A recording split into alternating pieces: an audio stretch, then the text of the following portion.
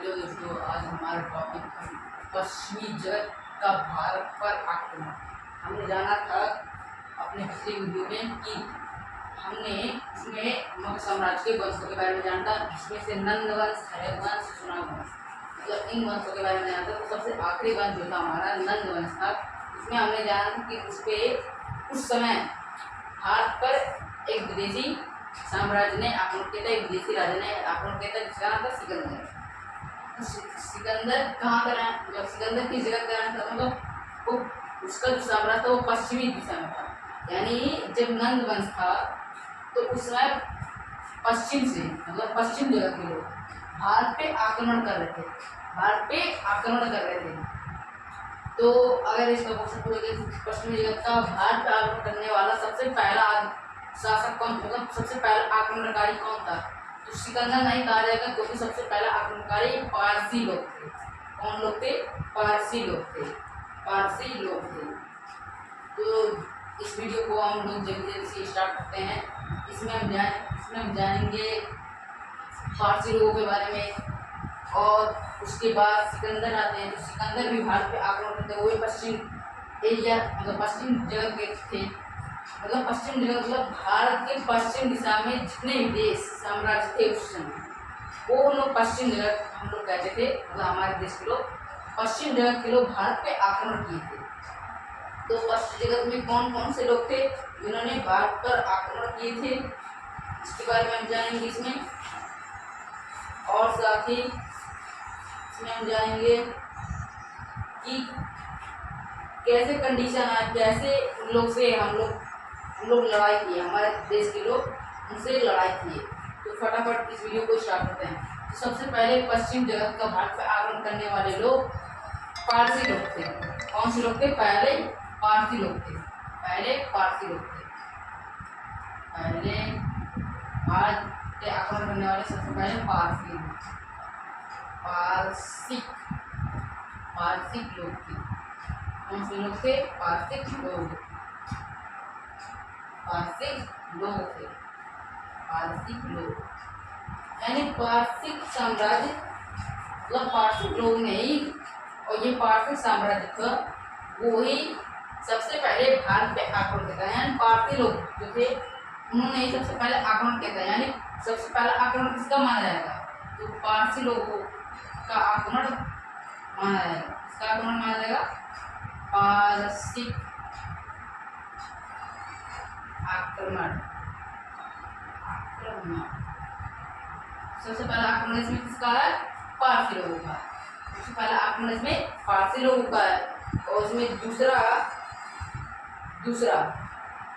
इसमें दूसरा आक्रमण किया था अलेक्जेंडर, यानी अलेक्जेंडर मकदूनिया के, यूनान नामक जो देश है उसको पहले मकदूनियन जगह कहा जाता था। तो वहाँ का रहने वाला सिकंदर, वहाँ का रहने वाला सिकंदर। तो सब दूसरा किसने आक्रमण किया था? दूसरा सिकंदर ने किया था, यानी यूनानी आक्रमण। अब देखिए उस समय उस जगह वो जहाँ का रहने वाला था उसे मकदूनिया नामक जगह भी कहा जाता है। यहाँ से उसने भारत पे आक्रमण, मतलब भारत पे नहीं पूरे विश्व पे अपना कब्जा जमाने के लिए वहाँ से निकला था, मकदूनिया जगह से। ये कहाँ का रहने वाला था? मतलब सिकंदर जो था कहाँ का रहने वाला था? वो था यूनान जगह, यूनान नामक देश में, यानी उसका जगह था यूनान। तो ये कहाँ का आक्रमण कहलाया? यूनानी, यूनानी, यूनानी आक्रमण।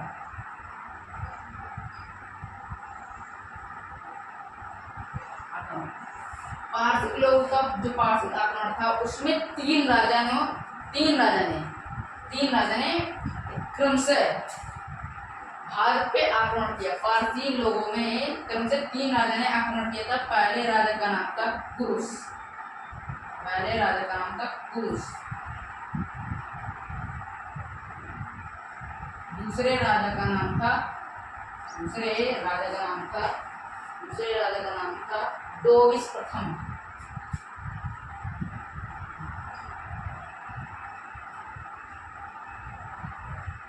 डोविस लुईस प्रथम। अगर इसे कई कई बुकों में दारा प्रथम के नाम से भी जानते थे, लेकिन इसका नाम क्रूस था। ये इसका रियल नेम है क्रूस, लेकिन इसको बहुत लोग दारा प्रथम के नाम से जानते थे। तो इसमें थर्ड आक्रमणकारी कौन था? इसका नाम था छियास। उसका नाम था छियास। जो थर्ड आक्रमणकारी था उसका नाम था छियास।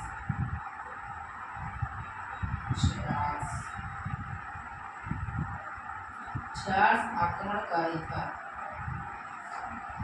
तो इस वीडियो में हम सबसे पहले पारसी लोगों के बारे में जानेंगे, उसके बाद हम यूनानी आक्रमणकारी लोगों के बारे में जानेंगे। सबसे पहले हम इसके बारे में जानेंगे पारसी लोगों के बारे में।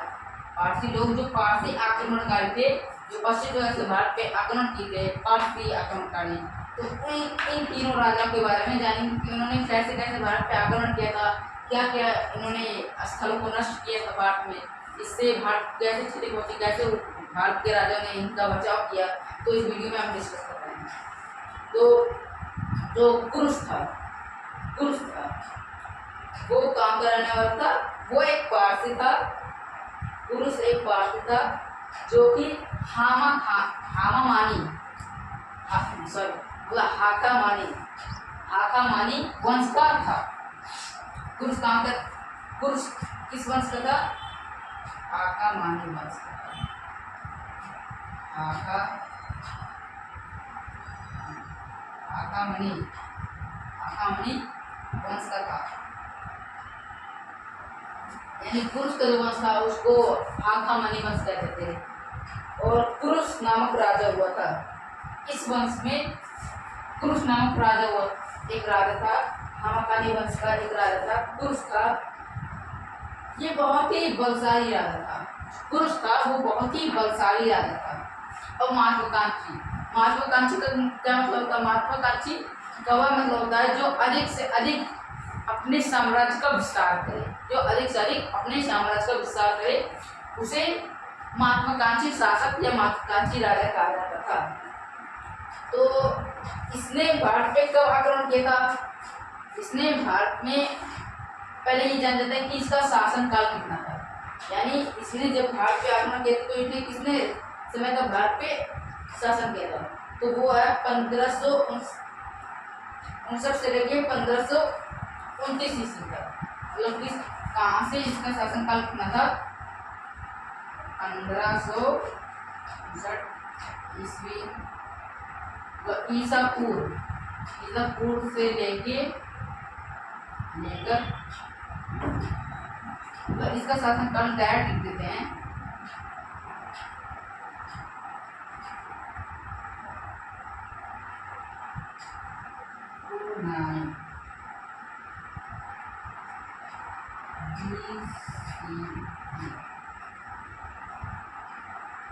यानी जो कुरुश का शासन काल था वो 1559 से लेकर 1529 तक, मतलब ईसा पूर्व। BCE का फुल फॉर्म था बिफोर क्राइस्ट ईस्ट। यानी ईसा के जन्म से पहले को ईसा पूर्व कहा जाता है और ईसा के जन्म के बाद को ईसवी कहा जाता है। हमने एक वीडियो में बारे में आपको डिटेल्स समझाया था। तो 1559 से लेकर 1529 तक BCE में इसका शासन काल था। किसका शासन काल था? कुरुश का शासन काल था। अब एक लेखक हैं, मतलब इतिहासकार हैं, उनका नाम है स्ट्रोवे उनका नाम है। तो इन्होंने क्या कहा कि जो कुरुश था उसने भारत पे सबसे पहली बार आक्रमण किया। एक कुरुश नामक जो राजा था उसने भारत पे सबसे पहले बार आक्रमण किया था। पारसी लोगों ने सबसे पहले बार आक्रमण किया था, लेकिन इस आक्रमण से इसे सफलता नहीं मिली थी। इस आक्रमण से कुरुश को सफलता नहीं मिली थी। यानी जिसका पहला आक्रमण था उससे कुरुश को सफलता नहीं मिली थी, इसलिए वो वापस लौट गया।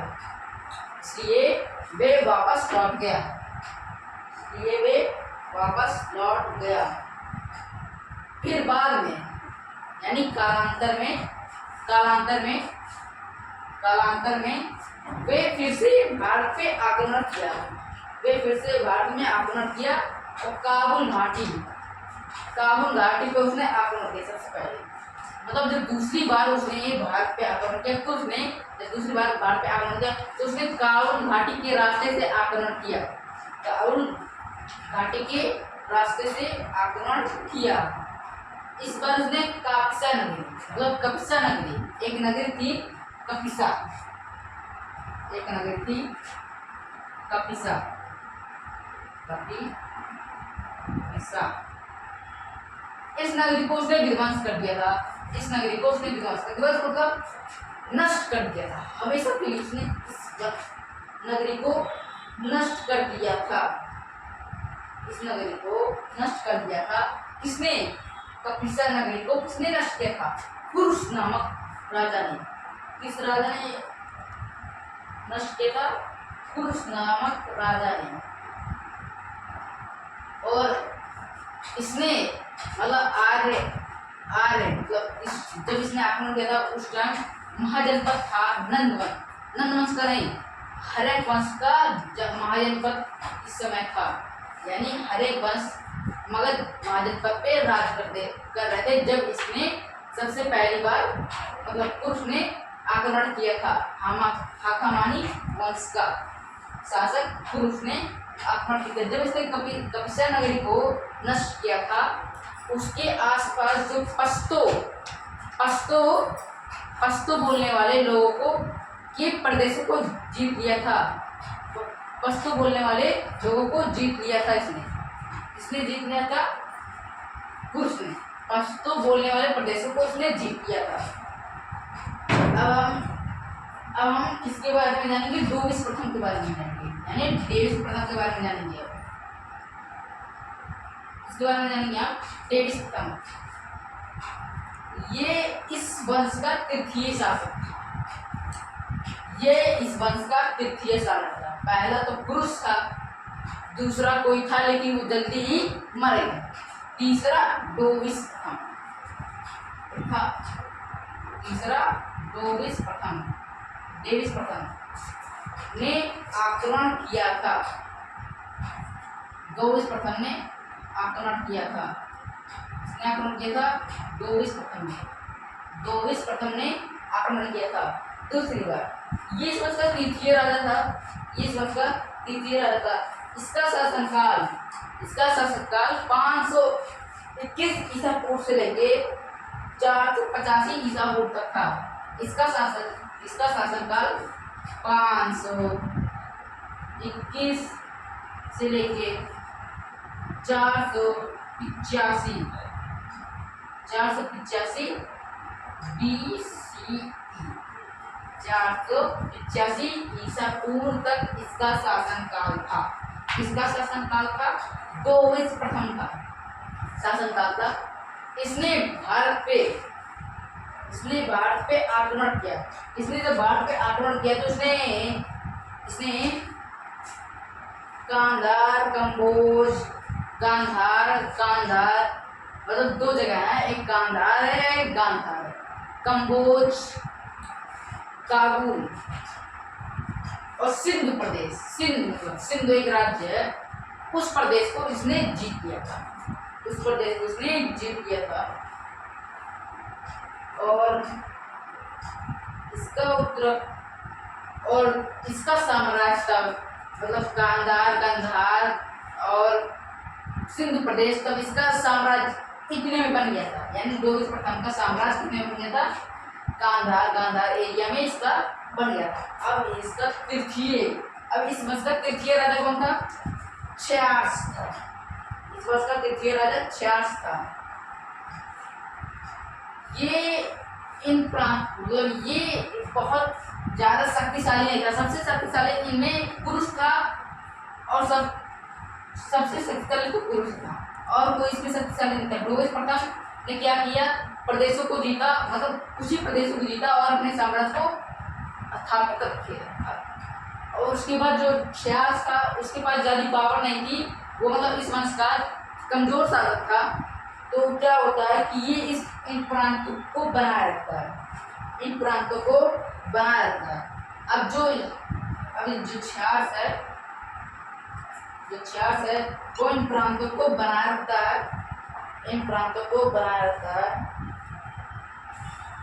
क्षयास के बारे में ज़्यादा कुछ डिटेल नहीं आती क्योंकि क्षयास बहुत कमजोर शासक था। इसने क्या करता है कि इसके जो उत्तराधिकारी थे क्षयास के, तो क्या करता है क्षयास कि अपने उत्तराधिकारी, जब ये अपना प्रभुत्व बना रहता है तो इसके उत्तराधिकारी जो रहते हैं क्षयास के, इसकी मृत्यु कर देते हैं तथा इसके जो उत्तराधिकारी रहते हैं वो बहुत कमजोर रहते हैं।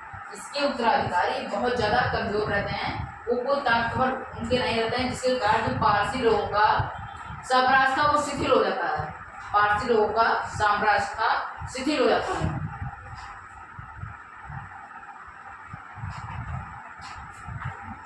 पारसी लोगों का साम्राज्य शिथिल हो जाता है, मतलब शिथिल मतलब इनका साम्राज्य नष्ट हो जाता है क्योंकि इसके उत्तराधिकारी अयोग्य थे, योग्य नहीं थे, इनके उत्तराधिकारी अयोग्य थे।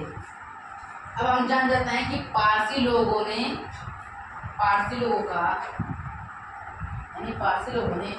जो भारत पर आक्रमण किया था उसका क्या प्रभाव पड़ा पारसी लोगों का। तो हम जानते हैं कि पारसी लोगों ने ज़्यादा भारत पे कब्जा नहीं कर पाए थे, वो कुछ ही पार्ट पे कब्जा कर पाए थे, जैसे गांधार, कम्बोज, सिंध प्रदेश पे उन्होंने कब्जा कर पाए थे। तो इसका क्या प्रभाव पड़ा था पारसी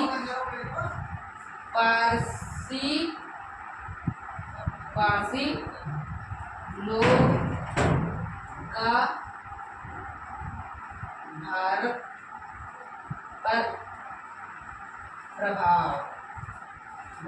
पर प्रभाव पारसी लोगों का भारत पर क्या प्रभाव पड़ा था इसके बारे में हम जानते हैं।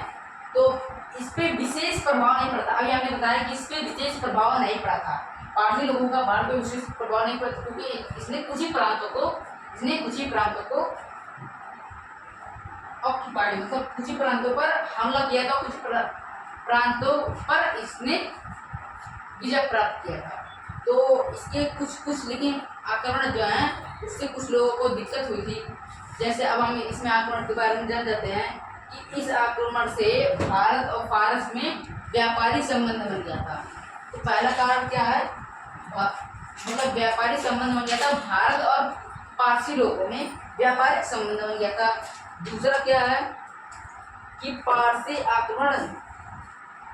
आक्रमण में जो यूनानी आक्रमण आते, मतलब ये जो यूनानी आक्रमण आएंगे दूसरी बार आक्रमण आते, उनके लिए ये इन्होंने रास्ता बहुत सुगम यानी बहुत सरल कर दिया कि भारत पे जल्दी आक्रमण कर दो। इन्होंने आक्रमण किया था, इसलिए भारत के लोग थोड़े कमजोर भी होते हैं, तो ये जो यूनानी आक्रमण थे इन्होंने फायदा उठा के भारत पे आक्रमण करने का विचार इन्होंने भी बना दिया था। इसलिए कहा गया कि फारसी लोगों ने यूनानी आक्रमणकारियों के लिए बना दिया था।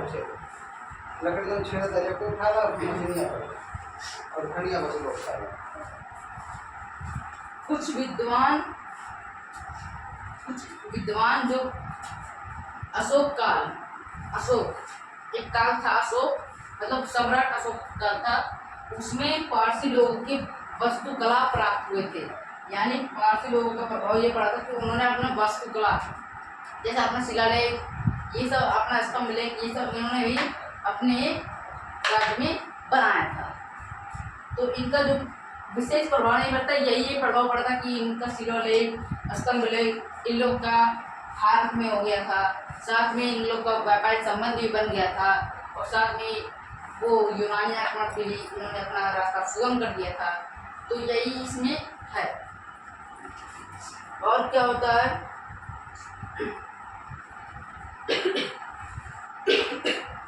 इन्होंने जो शिलालेख तथा स्तंभ लेख जिन्होंने जिस भाषा यानी जिस लिपि में इन्होंने लिखा था उस लिपि का नाम खरोष्टी लिपि था, जो कि ईरान से ही आया था।